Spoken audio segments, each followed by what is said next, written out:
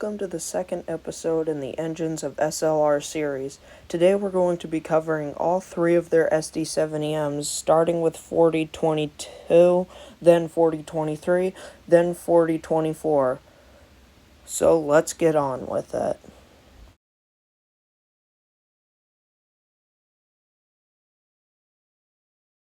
.4022 and the rest of its units originally started out on BNSF, and they were all classified as SD70M's.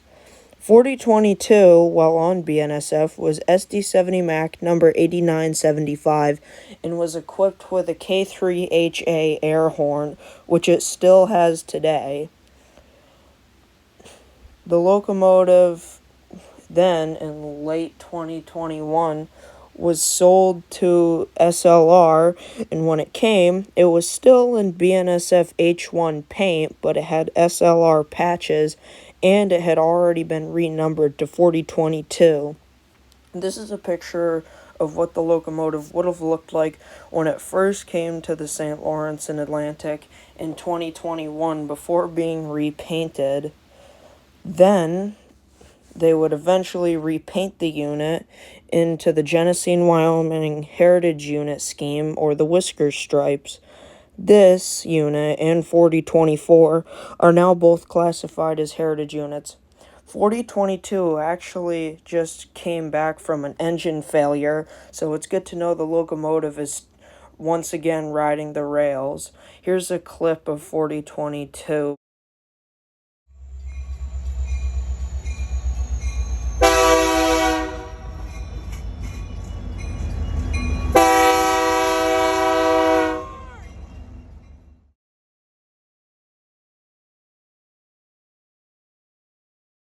Next up, we have 4023. This locomotive originally started out on BNSF with a K3HA air horn, which it still has today. The locomotive's original BNSF number was 8982. When it was given to the SLR, it also was still in BNSF paint with SLR patches on it. The locomotive had also already been renumbered, so they didn't have to worry about re-stenciling any numbers. Then eventually, when the locomotive was repainted, it was the only SD70M to retrieve the full SLR corporate paint. Because it wasn't a heritage unit, it has the double black lines, and it has the St. Lawrence and Atlantic logo on it. This is my personal favorite SD70M. Here's a clip of 4023.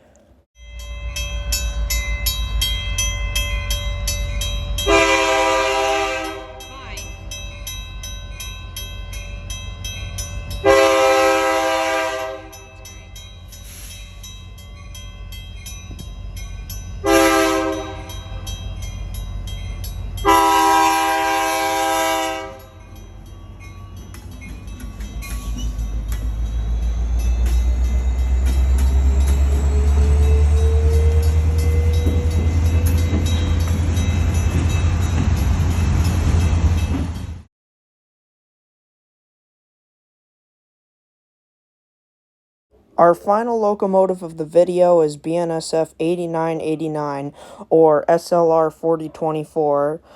This locomotive, just like the rest, was delivered in BNSF H2 paint and had SLR patches on it and had been renumbered. This is a picture of what the locomotive would have looked like when it first came. It also had a K3HA air horn. Eventually, it would be repainted into the Genesee & Wyoming heritage colors from what G&W would have looked like when they were their own company. You can see the whisker stripes and everything clearly here since it shows the full locomotive. I actually caught this particular power move, but the video was terrible, so I ended up deleting the video, which I kind of regret now. But anyways, here's a more recent clip of 4024.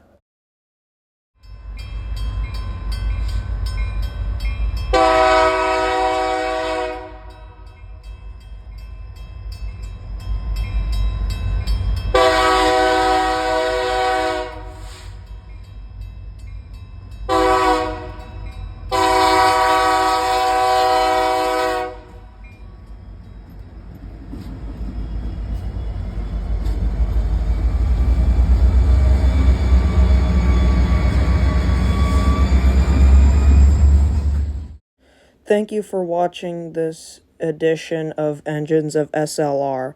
The next and probably the final episode of the series will be on St. Lawrence and Atlantic GP40X and RM1 slug number 3805 and 805. I'll do just like these, I'll do those videos combined, so you'll get to learn about both locomotives in one video. Well, technically 805 isn't a locomotive. But anyways, once again, thanks for watching, and I'll see you in the next one.